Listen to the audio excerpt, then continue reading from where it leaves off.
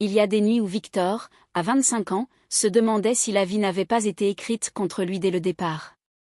Dans ce club prestigieux où il travaillait, un lieu que tout le pays considérait comme un paradis pour les riches, il avançait entre les lumières dorées comme une ombre silencieuse.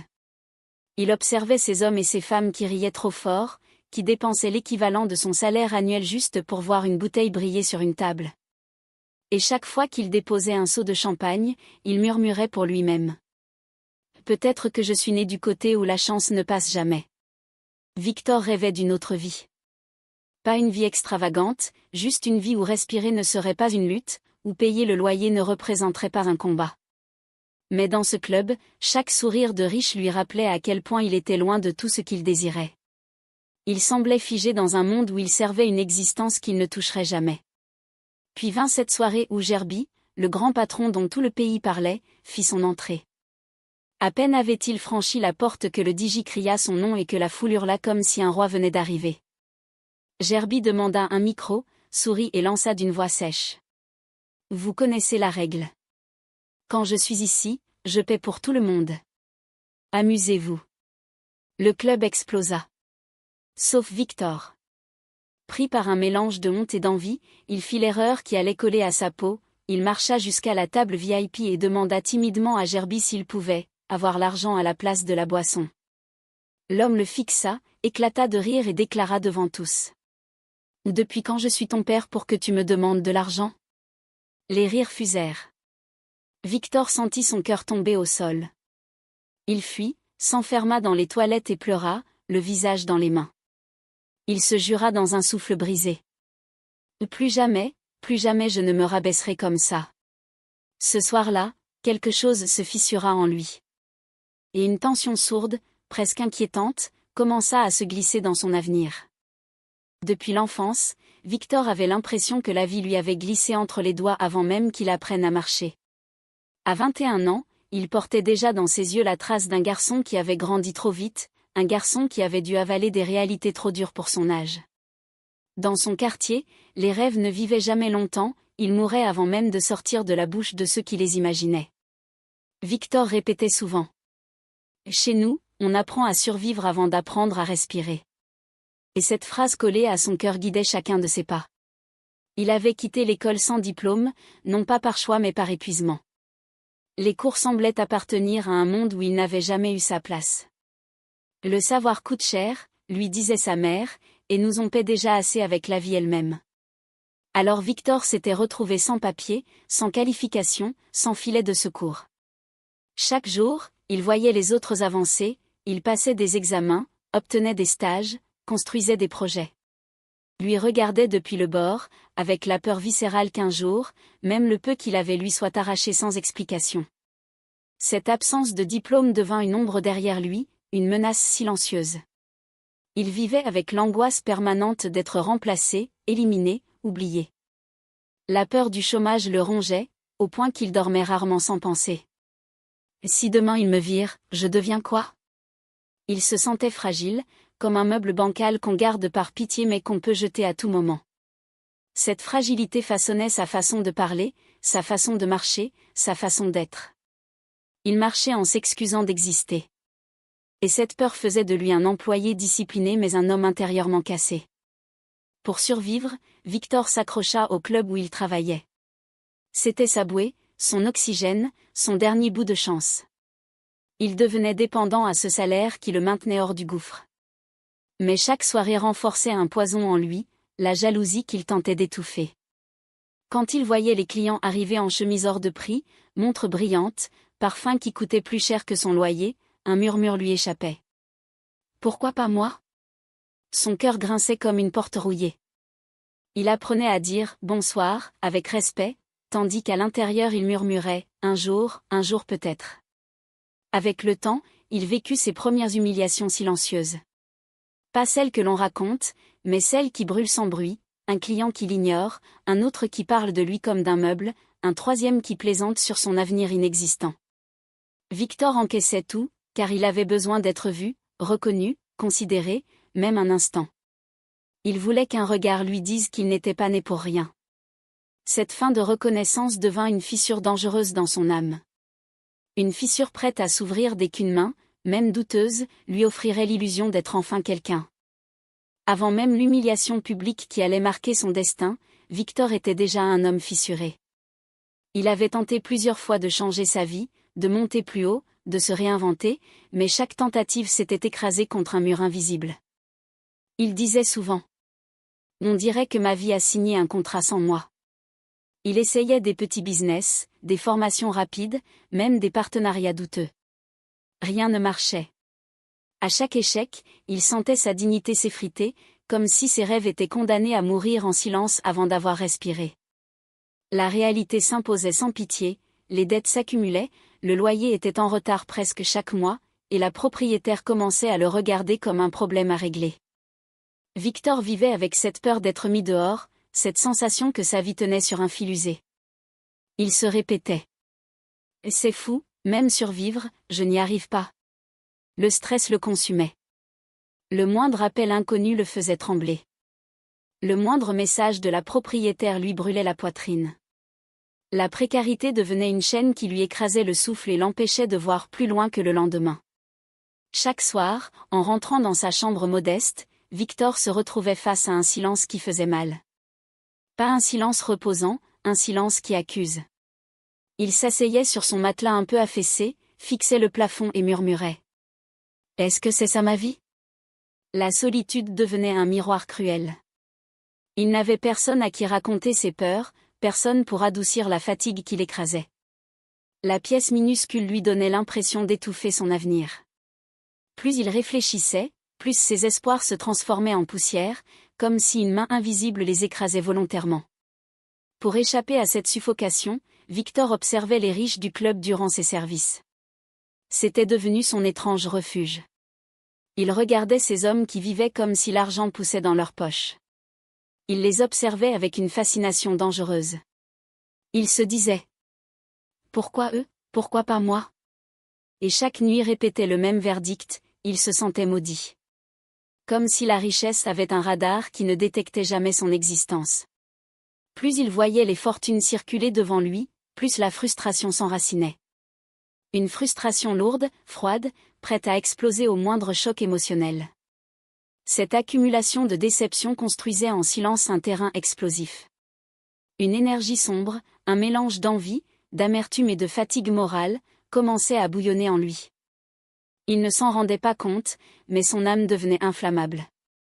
Une simple étincelle pouvait tout brûler. Et cette étincelle approchait. Certaines nuits, en regardant les hommes payer des sommes absurdes pour une seule bouteille, il sentait un frisson étrange dans sa poitrine, comme une alerte. Le jour où je craquerai, je sais que ce sera spectaculaire. Ce murmure annonçait déjà, sans le dire, la soirée où Gerby croiserait sa route. Ce soir-là, Victor sentit l'air du club changer avant même de comprendre pourquoi. Une agitation étrange, presque électrique, traversa la salle. Puis les lumières se braquèrent vers l'entrée, Gerby venait d'arriver. Son nom claqua dans le micro du DJ comme une annonce divine. Le public explosa, les serveurs se mirent à courir, la musique monta d'un cran. On disait de lui: « Quand il entre quelque part, même les murs deviennent riches. » Victor, lui, sentit son ventre se serrer. Il savait que ce genre de soirée révélait la distance cruelle entre ceux qui dominent et ceux qui servent. L'ambiance devint hystérique. La foule levait déjà les verres avant même que Gerby ne parle. Les bouteilles de vin pétillèrent sous les lumières violettes, les cris de joie fusaient partout, et les femmes se rapprochaient de la table VIP comme attirées par une force invisible. Quand Gerby prit le micro et dit: « Prenez ce que vous voulez, je paie tout. » Le club sembla entrer en transe. Victor regardait autour de lui, perdu dans une mer de richesses décomplexées. Il se sentait minuscule. Une idée étrange, dangereuse, commença à germer dans son esprit. Une impulsion qu'il n'aurait jamais pensé oser. Cette impulsion naquit d'un mélange de honte et de fatigue. Il voyait les autres se réjouir, boire, rire, profiter de la générosité d'un homme qui ne connaissait même pas leur nom.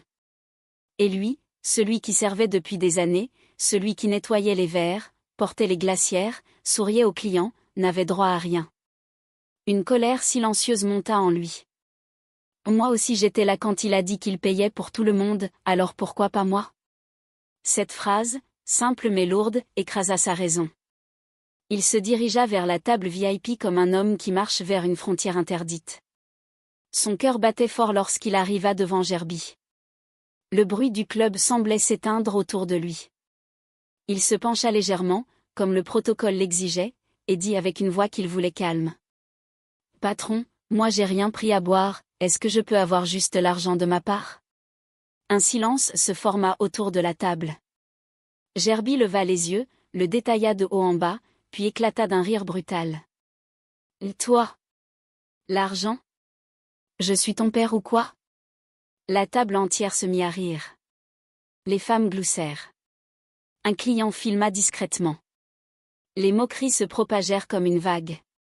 Un serveur chuchota, « Il a osé ?» Un autre ricana, « Il est fou ce gars. » Victor sentit son visage brûler. Ses mains tremblaient. Il ne savait plus où poser ses yeux. Une honte lourde tombait sur lui comme une pluie glacée. Sans réfléchir, il tourna le dos et marcha rapidement vers les toilettes, comme un soldat qui fuit un champ de bataille perdu. La porte se referma derrière lui, et son souffle se brisa. Dans le miroir, il vit un homme qu'il ne reconnaissait plus. Un homme prêt à basculer. Dès que la porte des toilettes se referma derrière lui, Victor s'effondra. Les larmes jaillirent sans qu'il ait le temps de les retenir. Ce n'était pas un simple chagrin, c'était une cassure. Il répétait en sanglotant. « Pourquoi j'ai fait ça? Pourquoi j'ai fait ça ?» Chaque mot lui arrachait un morceau de poitrine. Le rire de Gerby tournait dans sa tête comme une gifle interminable.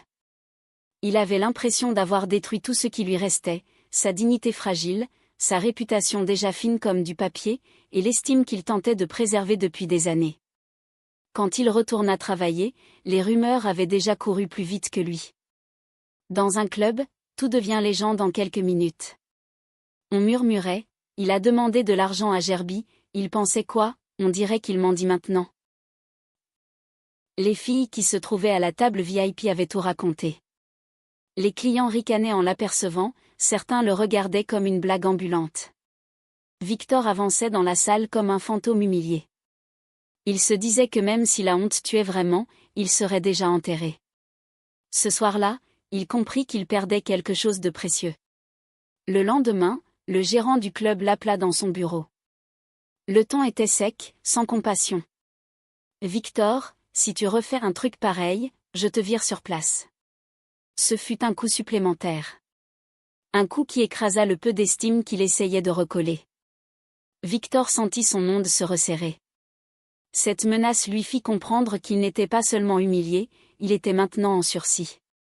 Il rentra travailler avec un poids dans la poitrine, une sensation d'échec qui collait à sa peau.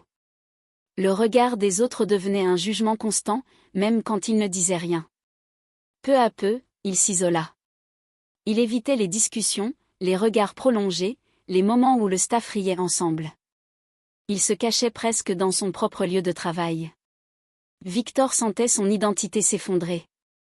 Il avait toujours été discret, mais maintenant il devenait invisible. Dans son silence, il se fit une promesse. « Plus jamais je ne me rabaisserai comme ça, plus jamais je ne demanderai quoi que ce soit à personne. » Cette promesse semblait noble, mais elle était surtout dangereuse. Elle naquit de la honte, pas de la force. Elle ouvrit une brèche, un espace sombre où l'orgueil peut faire des choix étranges. Alors, dans cette solitude forcée, un vide s'installa en lui. Un vide qui ressemblait à une faim. Plus il se renfermait, plus il sentait que quelque chose se préparait en silence dans son cœur. Une zone sans lumière, une zone prête à accueillir tout ce qui lui promettrait une revanche sur la vie. Il ne savait pas encore l'utiliser, mais cette fragilité créait une porte. Une porte que quelqu'un, un jour, allait ouvrir. Une porte qui ne demanderait qu'un seul ingrédient, son besoin désespéré d'exister enfin. Quelques semaines après son humiliation, Victor commença à remarquer un phénomène étrange dans le club. Des serveurs avec qui il partageait la même misère, les mêmes salaires, les mêmes uniformes délavés, revenaient soudain au travail avec des montres brillantes et des chaussures qui coûtaient plus que son loyer. Certains arrivaient en taxi de luxe, d'autres prenaient des pauses en parlant d'achats qu'un employé normal ne pourrait même pas rêver. Victor murmurait. Comment un mec qui galérait hier peut rouler comme un ministre aujourd'hui? Ce contraste lui donna un frisson, un mélange de fascination et d'inquiétude. Les dépenses de ses collègues devinrent extravagantes. Ils achetaient des bouteilles hors de prix, payaient des additions que même certains clients évitaient de regarder. Ils faisaient voler l'argent comme si les billets poussaient dans leurs poches. Un soir, l'un d'eux acheta une bouteille que seuls les milliardaires prenaient d'habitude. Le staff entier resta bouche bée. Victor n'osa rien dire, mais son cœur tremblait. Il y a 3 mois on mangeait du pain sec ensemble, maintenant il achète ce que les rois boivent. Quelque chose clochait. Quelque chose de grave. Et ce quelque chose commençait à l'obséder. Victor devint troublé. Au début, il voulait juste comprendre. Mais la compréhension se mélangea rapidement avec une jalousie qu'il n'arrivait plus à cacher. Chaque sourire qu'un ancien collègue faisait en montrant sa nouvelle montre lui faisait mal. Chaque dépense inutile lui rappelait sa propre pauvreté. Il ressentait cette sensation étrange, la vie avançait pour tout le monde, sauf pour lui. C'est comme si la réussite distribuait les cartes à tous, sauf à moi. Il avait l'impression d'être coincé, figé, bloqué sur le trottoir pendant que les autres prenaient l'autoroute de la richesse. Cette sensation devint une brûlure. Dans les vestiaires, une tension sociale naquit. Les nouveaux riches parlaient entre eux, riaient différemment, se comportaient comme une nouvelle caste. Victor, lui, restait dans son coin, observant chaque détail. Il tentait de deviner d'où venait cet argent.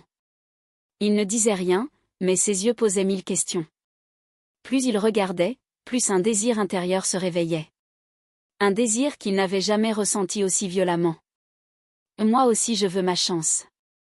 Moi aussi je mérite un changement. Il commença à prêter attention à tous les signes, à tous les comportements suspects, comme s'il chassait une vérité cachée. Cette montée de désir devint un poids dans sa poitrine. Il ne cherchait plus seulement à comprendre, il voulait participer.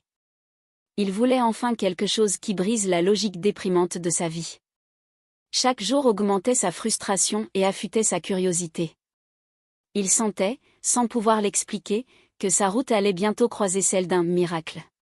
Un miracle qui semblait passer chez tous les autres, sauf lui. Et une nuit, alors qu'il observait encore un collègue dépenser comme un prince, Victor pensa.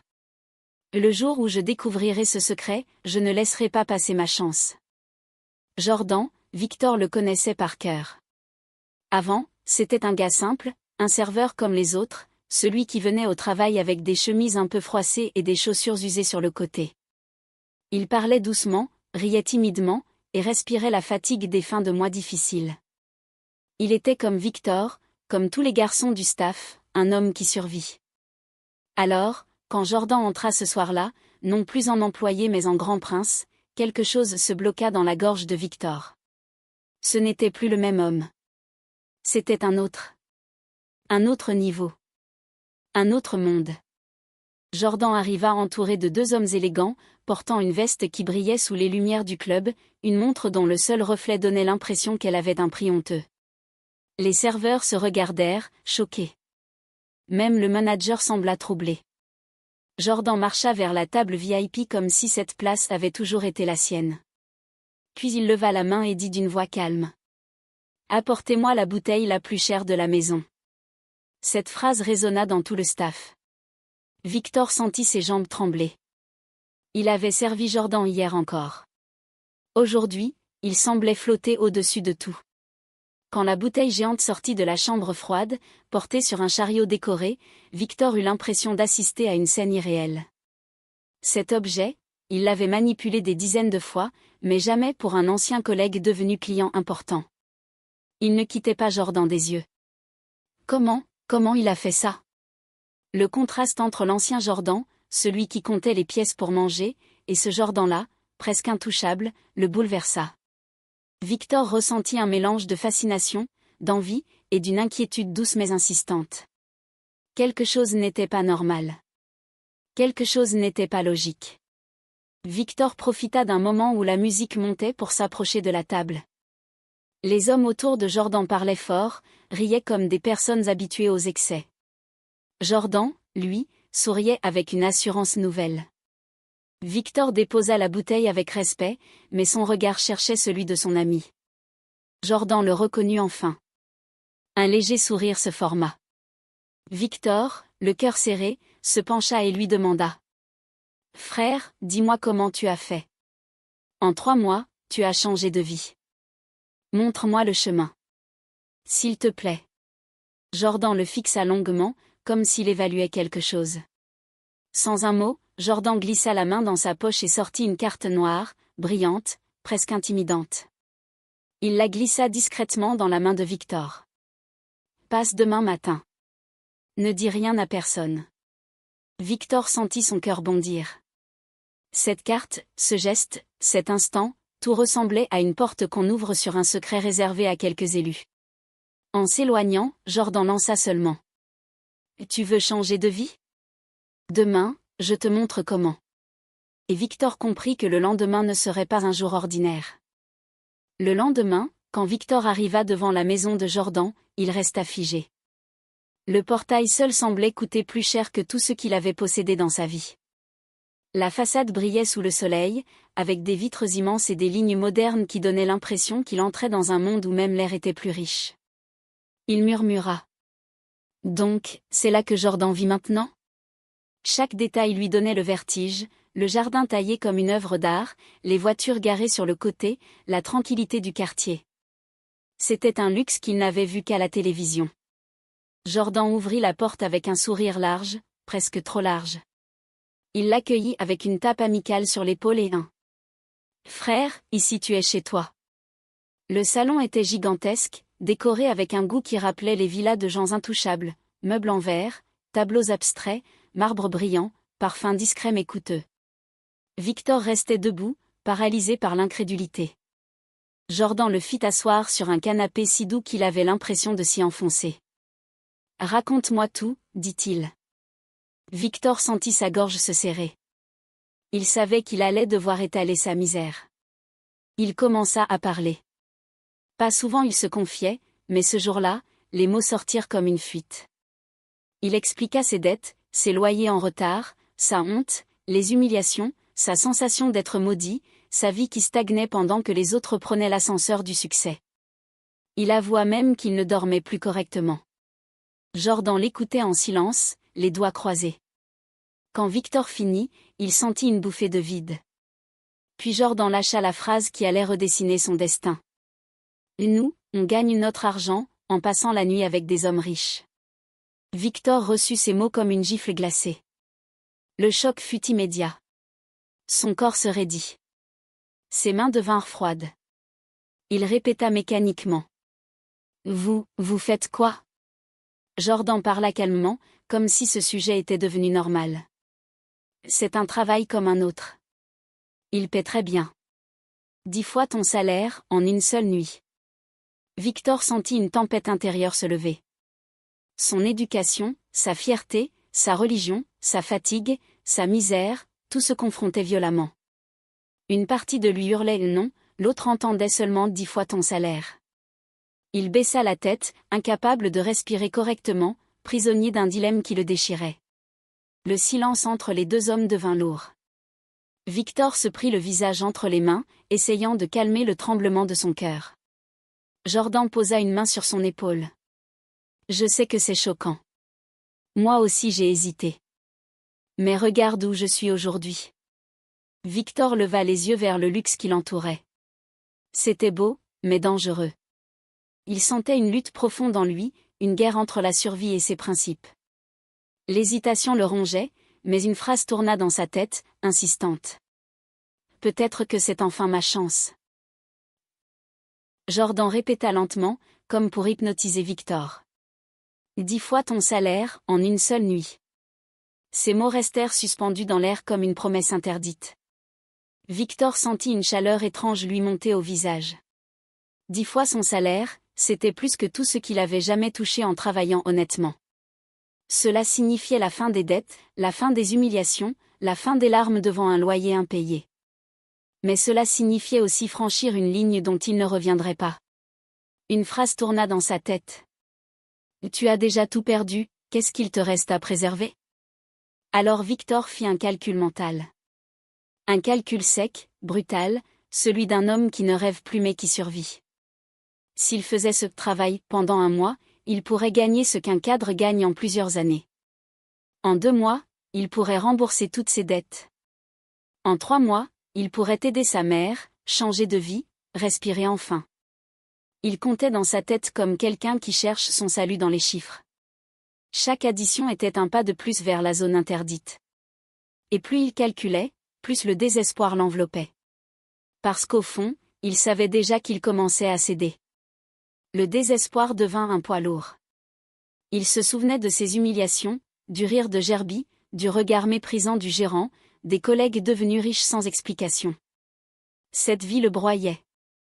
Il ferma les yeux, et dans un souffle presque inaudible, il sentit une partie de lui lâcher prise. Un homme désespéré ne choisit pas vraiment. Il glisse. Et Victor glissait. Il n'osa pas dire oui. Il n'osa pas dire « je suis prêt ». Mais son silence parla pour lui. Jordan le regarda et dit simplement. Je savais que tu comprendrais. L'acceptation venait de naître, discrète, mais irréversible. Le soir même, Jordan l'emmena rencontrer le recruteur. Un homme calme, habillé de façon impeccable, avec un sourire trop doux pour être honnête. Il serra la main de Victor et dit. Ici, rien n'est imposé. On t'offre juste une nouvelle vie. Puis il lui montra des photos de maisons, de voitures, de comptes bancaires. Tu veux ça? Alors fais confiance. Victor sentit sa gorge se serrer. Une promesse de maison, une promesse de richesse, une promesse de devenir quelqu'un. Tout semblait préparé, comme si on l'attendait depuis longtemps. Il hocha la tête. Juste un hochement. Son pacte venait d'être scellé sans un mot. Les jours suivants, Jordan le prépara. On lui parla de vêtements, de comportement, de discrétion. On lui expliqua comment fonctionnait ce nouveau monde. Victor suivait tout mécaniquement, comme un homme qui marche dans un couloir sombre sans penser au bout. Chaque instruction l'éloignait un peu plus de l'homme qu'il avait été. Parfois, seul dans sa chambre, il se regardait dans le miroir et murmurait. C'est donc ça, ma nouvelle vie. Il ne savait pas encore que cette décision, prise dans le silence, deviendrait la porte d'un destin qu'il ne contrôlerait plus. Quand Victor entra dans la maison qu'on venait de lui attribuer, il eut l'impression de pénétrer dans un mensonge trop parfait. Les rideaux lourds, les chandeliers scintillants, les sols en marbre glacé sous ses pieds, rien ne ressemblait à sa vie d'avant. Il toucha les murs comme si on allait lui dire « ce n'est pas pour toi ». La piscine, les chambres immenses, les lumières automatiques, tout semblait irréel. Il murmura. Donc, j'ai vraiment changé de monde. Mais derrière cette phrase, il y avait un tremblement. Un luxe aussi soudain n'était pas un cadeau, c'était une invitation à devenir quelqu'un d'autre. Les premières nuits payées arrivèrent plus vite qu'il ne l'aurait imaginé. Après chacune, une enveloppe l'attendait dans un tiroir, remplie de billets qu'il n'aurait jamais cru tenir un jour. La première fois qu'il toucha cet argent, son cœur battit si fort qu'il crut s'évanouir. Il répétait. Tout ça, pour une seule nuit? La sensation était étrange, presque coupable. Une partie de lui voulait fuir, l'autre voulait s'habituer. Le mélange était violent. Il commença à marcher différemment, à parler différemment, à respirer différemment. Le luxe, doucement, s'installait dans ses veines. Très vite, Victor ressentit une sensation d'étrangeté. Comme s'il vivait dans un corps qui n'était plus le sien. Les miroirs de la maison le renvoyaient un visage transformé par un sourire forcé, une confiance nouvelle, mais fragile. Il commença à changer sans s'en rendre compte, il se regardait plus longtemps, choisissait ses vêtements comme un acteur qui prépare un rôle, apprenait à se tenir comme les hommes qu'il servait autrefois. Il disait parfois « Je peux m'habituer, même si je ne me reconnais plus ». Cette phrase sonnait comme une confession. Et derrière ce sentiment, quelque chose commençait à se fissurer. Les gens le remarquèrent très vite. Au club, certains chuchotaient « Victor a changé, regarde sa montre, regarde sa démarche ». D'autres le regardaient avec envie, d'autres encore avec méfiance. Victor, lui, se nourrissait de ses regards. La gloire naissante devenait une chaleur douce qui l'attendait chaque jour. Il se surprenait à parler plus fort, à rire plus haut, à agir comme un homme qui pense avoir repris le contrôle de sa vie. Vous voyez ? Moi aussi je peux réussir. Il répétait cette phrase intérieurement, sans savoir qu'il courait après un mirage. Les premiers signes de dépendance apparurent sans bruit. Dès qu'un jour passait sans compliment, il se sentait vide. Dès qu'il n'y avait pas de soirée, il se sentait inutile. Il croyait mener la danse, mais le luxe le tenait déjà par la gorge. Cette illusion de contrôle était son nouveau piège. Il se disait : tout va bien, je gère. Pourtant, au fond de lui, une petite voix murmurait que tout cela allait trop vite, trop loin. Une voix qu'il choisit d'ignorer. Une voix qui annonçait déjà la suite. La popularité de Victor grandissait à une vitesse presque indécente. Dans la ville, on parlait de lui comme d'un jeune prodige de la réussite, un modèle soudain, un exemple de l'ascension éclair. Les gens voulaient le voir, lui parler, l'inviter. Les réseaux sociaux s'illuminaient dès qu'il postait une photo. Il apparaissait dans des soirées où il n'aurait jamais rêvé entrer avant. Et surtout, il commença à payer les fêtes lui-même. Il demandait les bouteilles les plus chères, les tables les plus visibles, les lumières les plus fortes. Dans ce bruit et ces applaudissements, il se disait : je suis enfin devenu quelqu'un. Mais quelque chose en lui criait l'inverse. Devant les gens, Victor brillait. Sur les vidéos, il souriait. Sur les photos, il semblait invincible. Mais dans la solitude de sa maison, chaque silence devenait une gifle. Son visage public, lumineux, écrasait sa douleur secrète. Il portait une double existence, celle du jeune riche respecté, et celle de l'homme qui vendait ses nuits pour maintenir ce train de vie. Parfois, il rentrait d'une soirée où tout le monde l'acclamait, puis s'effondrait dans le noir de sa chambre, incapable de respirer correctement. Le contraste était brutal. Il murmurait : pourquoi j'ai mal alors que j'ai tout ? Un soir, la douleur intérieure devint trop forte. Son corps était lourd, son esprit épuisé, sa poitrine brûlait comme si quelque chose essayait de sortir. Il entra dans la salle de bain, ouvrit l'eau glacée et s'assit dans la baignoire. La chute du froid le coupa comme une lame, mais il resta immobile, les yeux ouverts, le souffle tremblant. Il voulait juste arrêter la douleur. Ce bain n'était pas une recherche de confort, c'était une tentative de survie. Il murmurait entre ses dents : pourquoi personne ne voit que je suis en train de me casser ? Sa blessure intérieure restait invisible au monde, mais elle s'élargissait. Les jours suivants, une étrange lassitude l'accompagnait. Même quand il recevait des compliments, il les entendait comme des échos lointains. Il marchait dans sa propre vie comme un acteur fatigué d'un rôle trop lourd. Il regardait ses voitures, ses vêtements, ses montres, et un soir, dans un souffle amer, il demanda à haute voix : c'est ça la richesse ? Ça ? Ce vide ? Cette question le secoua, mais il refusa d'y répondre honnêtement. Car répondre aurait été admettre la vérité, il n'était pas heureux. Alors il fit ce que font les personnes qui se noient, il appela encore une soirée, encore une fête, encore un bruit pour couvrir le silence. Le déni devint son refuge. Il disait aux autres : tout va bien, au réseau, la vie est belle, à lui-même, je suis fort. Mais dans ses yeux, un éclat s'éteignait lentement. Il refusait de voir que chaque soirée achetée, chaque bouteille ouverte, chaque nuit vendue, ajoutait un poids sur son âme. Il préférait ignorer ce qui se fissurait en lui. Une seule certitude grandissait pourtant, sourde et inquiétante. Quelque chose dans sa vie avançait trop vite. Une ombre approchait, lente mais certaine. Quand Victor ouvrit la porte de la nouvelle maison qu'il avait offerte à sa mère, il sentit une boule se former dans sa gorge. La femme qui apparaissait devant lui avait les yeux d'une mère africaine capable de lire l'âme de son enfant en un regard. Elle entra lentement, observant le salon vaste, les lumières chaudes, les meubles coûteux. Elle ne souriait pas. Elle restait silencieuse, comme si chaque détail de ce luxe lui parlait dans une langue invisible. Victor tenta un sourire, mais son cœur battait trop fort. « Maman, ici, c'est pour toi. Tu mérites ça. » Elle hocha la tête sans répondre. Quelque chose en elle s'était déjà tendu. Elle parcourut la maison pièce par pièce, sans un bruit. Son regard n'était pas émerveillé, il était spirituel, profond, presque inquiet. Arrivée dans la cuisine, elle posa la main sur le comptoir en marbre, le caressa du bout des doigts, puis dit calmement. « Cette maison est belle, mais elle n'est pas légère. Elle est lourde. » Victor sentit un frisson parcourir sa colonne. Elle avança jusqu'au salon et ajouta. « Il y a un malaise ici.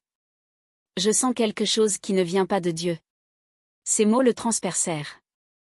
Il baissa les yeux, inquiet qu'elle ressente ce que lui-même refusait d'admettre. Sa mère s'assit sur le canapé, le fixa longuement, puis demanda. « Et dis-moi, Victor, tu fais quoi pour vivre comme ça ?» Ses mains tremblèrent légèrement.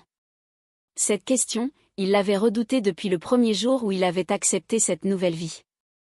Il tenta de parler, mais les mots se dispersaient. Alors il força un rire, maladroit, presque faux. « Maman, je fais des affaires, j'ai trouvé des opportunités. » Elle plissa les yeux. Son regard n'était pas accusateur, mais douloureux. Un silence pesant s'installa, un silence qui disait clairement. « Je sens que tu mens, mon fils. » Victor avait l'impression que son âme se rétrécissait. Sa mère se leva brusquement. Elle regarda encore une fois autour d'elle, puis dit d'une voix douce mais ferme. « Je ne peux pas vivre ici.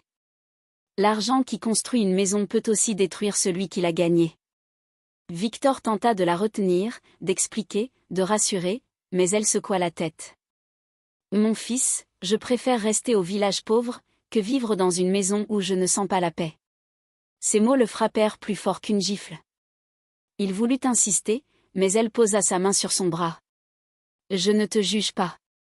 Je demande juste que tu sois vrai avec toi-même. » Elle prit son sac, marcha vers la porte, puis se retourna une dernière fois. Ses yeux brillaient d'une tristesse qui transperça Victor. « Ce luxe ne te rend pas heureux, je le vois dans ton visage. » Il sentit une blessure profonde s'ouvrir dans sa poitrine. Sa mère partit, laissant derrière elle un silence lourd, presque sacré. Victor resta debout au milieu du salon, incapable de respirer. Il murmura pour lui-même. « Comment ma propre mère a pu sentir ce que je cache au monde entier ?» Cette blessure intérieure devint une fissure supplémentaire, prête à céder. Après le départ de sa mère, Victor ressentit un vide impossible à combler. Alors il fit ce que font ceux qui refusent de regarder leur douleur en face, il prit un billet d'avion. Puis un autre. Puis encore un. Il voyageait pour oublier, comme si changer de décor pouvait effacer ce qu'il portait dans le cœur. Il s'envolait vers des villes lumineuses, dormait dans des hôtels trop chers, posait devant des piscines bleues comme dans les publicités. À chaque nouvelle destination, il disait « Peut-être que là-bas, je vais respirer. » Mais il ne respirait jamais vraiment. Son âme restait lourde, même à des milliers de kilomètres. Les réseaux sociaux devinrent son refuge et son théâtre. Il postait des photos où tout semblait parfait, plages exotiques, soirées privées, suites luxueuses. Les likes tombaient par milliers. Les commentaires criaient « Tu inspires, quelle vie, tu as réussi !» Les gens voyaient un homme libre. Mais personne ne voyait les nuits où il restait éveillé, les yeux ouverts dans le noir, avec ce sentiment de tomber dans un vide invisible. Sa page brillait, mais son cœur se creusait. Il entretenait une image parfaite, une vie sans défaut, une vie entièrement construite pour ne pas affronter la vraie. L'ego de Victor gonflait avec chaque regard admiratif, chaque invitation, chaque message de fan. Il se surprenait à marcher plus droit, parler plus fort, agir comme quelqu'un que rien ne pouvait atteindre. Mais l'ego est un miroir déformé. Derrière cette façade, la solitude le rongeait. Il dormait dans des lits king size où il se réveillait en sueur, sans savoir s'il avait rêvé ou suffoqué. Il mangeait seul dans des restaurants chers, entouré de monde mais totalement isolé. Parfois, un serveur lui souriait, et il se rappelait qu'il avait été à cette place, autrefois, avant de vendre ses nuits pour acheter un rôle. Un soir, dans une chambre d'hôtel trop silencieuse, Victor se posta devant un grand miroir. Il se regarda longtemps, très longtemps. Ce n'était plus le garçon du club, ni même l'homme blessé qu'il avait été. C'était une version fabriquée de lui-même. Un personnage. Il posa sa main sur son reflet et murmura. Qui je suis en vrai? Son visage était beau, lumineux, mais ses yeux étaient fatigués. Il sentit que quelque chose en lui glissait, doucement mais sûrement. Ce miroir lui renvoyait une vérité qu'il ne voulait pas affronter, il avait perdu le contrôle, même s'il prétendait le contraire. Les prémices d'une chute plus violente se dessinaient déjà. Plus il fuyait, plus la vie semblait courir derrière lui avec quelque chose à lui réclamer. Il commençait à sentir un malaise profond, comme si une ombre grandissait derrière ses réussites artificielles. Il avait beau voyager, s'afficher, briller, quelque chose le suivait, quelque chose qu'il ne nommait pas. Il souriait sur les photos, mais son âme tremblait. Un soir, alors qu'il refermait la porte de sa suite, il pensa. J'ai tout, mais je ne tiens plus debout. Il ne savait pas encore que le pire approchait. Ce soir-là, Victor sentit une atmosphère différente dans sa maison. Une voiture noire, longue comme un secret, se gara devant son portail. Un chauffeur descendit, ouvrit la porte arrière, et un homme en sortit. Pas n'importe qui, un des hommes les plus riches du pays, celui dont on parlait comme d'une légende vivante, un nom qu'on prononçait avec prudence. Quand il entra dans le salon, tout sembla se figer. Sa présence imposait le respect, le silence, et quelque chose d'autre, une forme de puissance invisible. Victor sentit son cœur s'accélérer. Cet homme-là n'était pas comme les autres. Il apportait avec lui une nouvelle fracture dans le destin. L'homme s'assit, posa lentement une enveloppe sur la table, puis déclara avec une voix calme, sans émotion. Ce soir, je te propose 250 millions. Victor resta bouche ouverte. Il crut d'abord avoir mal entendu. Jamais un client n'avait proposé une telle somme. Même les plus généreux atteignaient 5 millions, 10 au maximum. Là, c'était un chiffre qui dépassait la logique, un chiffre qui pouvait effacer toutes les souffrances de sa vie. Le salon semblait tourner autour de lui. Ses mains tremblaient. Une pensée éclata dans sa tête comme un éclair. C'est une bénédiction. Dieu m'a enfin regardé. Il sentit ses yeux brûler. 250 millions, c'était plus que ce qu'il avait rêvé même dans ses nuits les plus ambitieuses. Il voyait déjà les conséquences, libération totale, retraite précoce, fin des nuits vendues, fin de la douleur, fin de la dépendance. Il imaginait sa mère, il imaginait son avenir, il imaginait même une sortie propre de cette vie dangereuse. L'argent devenait un espoir, un baume, une lumière. Victor murmura. C'est Dieu qui m'a donné ça. Il voulait y croire, il avait besoin d'y croire. Cette somme transformait un piège en miracle à ses yeux. Sans réfléchir davantage, Victor accepta. Il hocha la tête avec une rapidité qui trahissait son impatience, son envie, sa soif d'être enfin sauvé. L'homme sourit, un sourire discret, presque imperceptible. La nuit fut différente des autres, silencieuse, longue, lourde. Victor sentit à plusieurs reprises un frisson étrange parcourir son corps, comme si quelque chose se déplaçait autour de lui sans qu'il puisse le voir. Il essaya de se convaincre que c'était la fatigue, le stress, ou simplement l'excitation. Mais au fond, une partie de lui murmurait. Cette nuit n'est pas comme les autres, quelque chose cloche. Quand tout fut terminé, l'homme remit l'enveloppe sur la table, la poussa doucement vers Victor, puis dit. Le miracle commence. Puis il quitta la maison sans se retourner. Victor resta seul, les mains posées sur la somme qui aurait pu changer n'importe quelle vie. Il s'assit dans le silence, le cœur battant, attendant quelque chose. Comme si ce miracle devait se manifester dans son corps, dans sa chance, dans son avenir. Il resta éveillé jusqu'au matin, espérant sentir une transformation. Mais une ombre nouvelle lui collait déjà à la peau. Une ombre qu'il ne comprenait pas encore. Quelques jours après la fameuse nuit, Victor sentit son corps se retourner contre lui. D'abord une douleur dans les articulations, puis une brûlure dans la colonne, ensuite une lourdeur dans la poitrine, comme si son corps portait un poids invisible. Il tenta de se lever un matin, mais ses jambes tremblaient. Il paniqua. Ces douleurs n'avaient rien d'ordinaire, elles arrivaient par vagues, violentes, imprévisibles. Il répétait. Ce n'est rien, juste la fatigue, juste le stress. Mais au fond, quelque chose lui disait que ce n'était pas ça. Son corps parlait un langage sombre. Un langage qui annonçait un danger qu'il n'arrivait pas encore à nommer. Il se rendit à l'hôpital, espérant un diagnostic simple, grippe, infection, pression, n'importe quoi. Mais les médecins tournaient en rond. Analyse normale. Tension normale. Cœur normal. Tout va bien, disait-il. Mais Victor sentait qu'il allait mal. Très mal. Les médecins le regardaient avec incompréhension, comme si son corps refusait de parler leur langue. Il sortit de l'hôpital encore plus perdu, avec une douleur qui s'intensifiait. Il avait peur. Peur de ce qu'il sentait en lui, peur que ce ne soit pas une maladie, mais autre chose, quelque chose qu'aucune machine ne peut détecter. La fatigue devint extrême. Il dormait des heures mais se réveillait épuisé. Son corps s'alourdissait, son esprit s'assombrissait, son souffle se raccourcissait. Chaque mouvement était un effort. Il avait l'impression qu'une force invisible aspirait son énergie. Le désespoir fit son entrée, silencieux mais total. Il s'assit un soir dans sa chambre, la tête entre les mains, et murmura. « Pourquoi maintenant ? Pourquoi quand j'ai enfin tout ?» Ce contraste le détruisait. Le luxe autour de lui n'était plus beau, il était oppressant. La maison paraissait trop grande pour un homme qui se sentait mourir de l'intérieur. Quand la douleur devint insupportable, Victor prit une décision qu'il n'aurait jamais imaginée. Il demanda discrètement l'adresse d'un guide spirituel dont on parlait dans les quartiers, un homme qui voit ce que les autres ignorent. Il arriva chez lui, fragile, tremblant, presque incapable de marcher. Le guide le regarda entrer sans un mot, comme s'il savait déjà.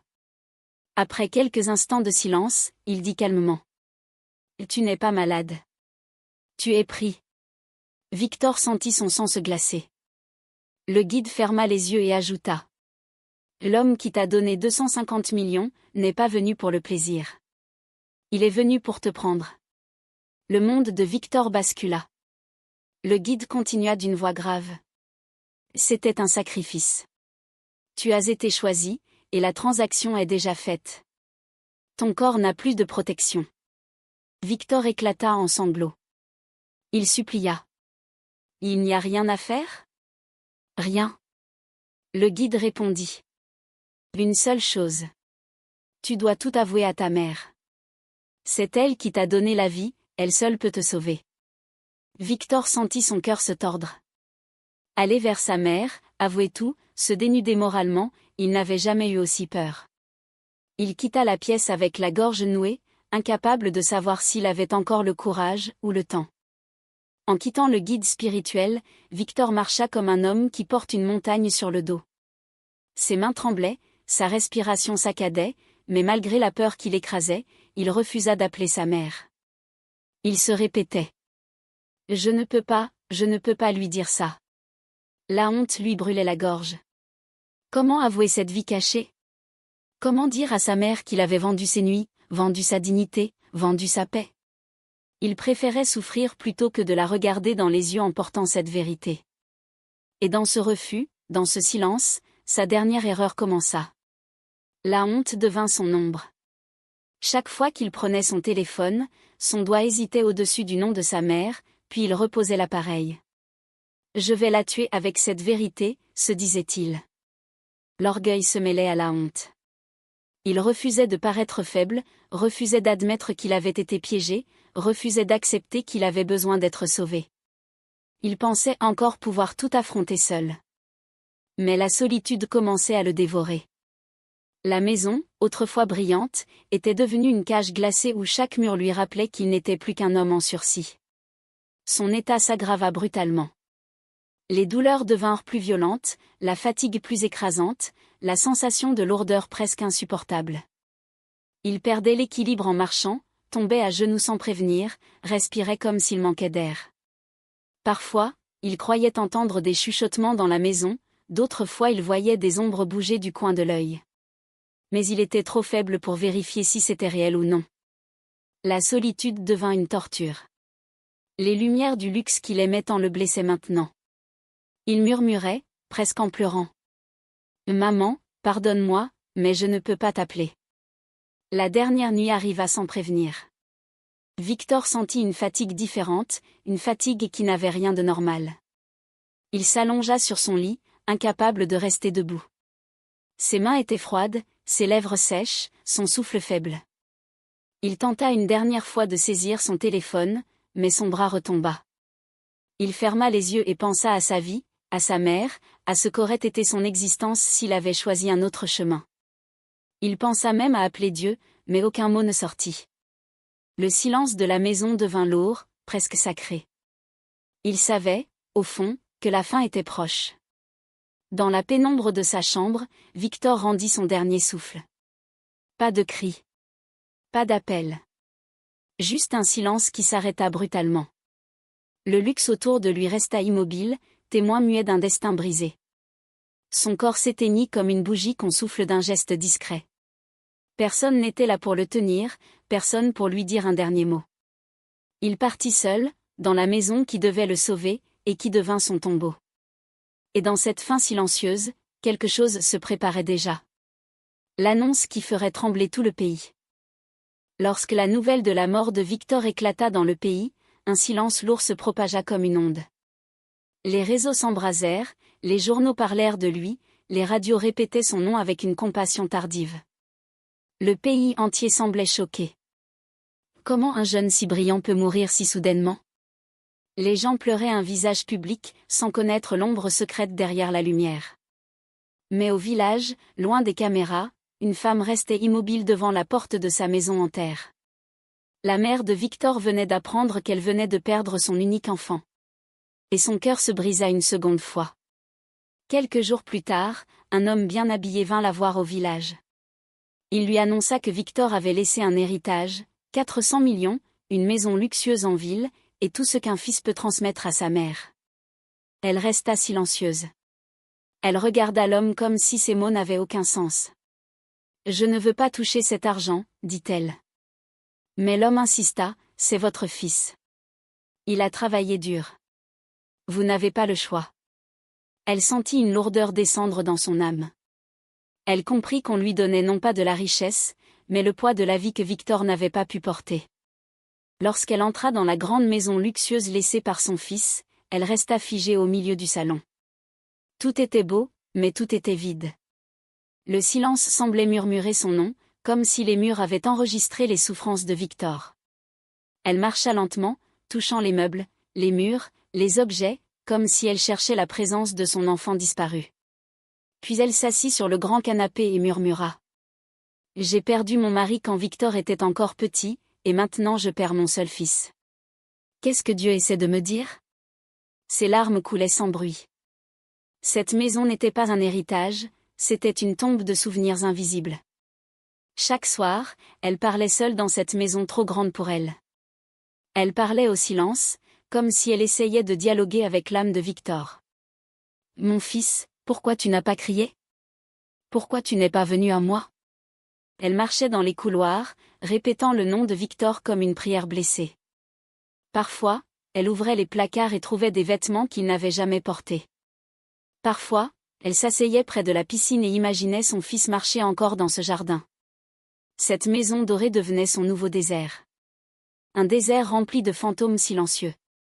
Le double deuil, celui du mari et du fils, s'écrasa sur elle comme une pierre trop lourde pour un seul cœur. Elle comprit alors une vérité sombre, une vérité que Victor n'avait jamais pu dire.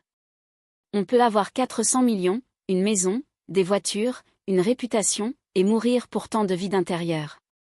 Elle ferma les yeux, posa sa main sur son cœur et murmura.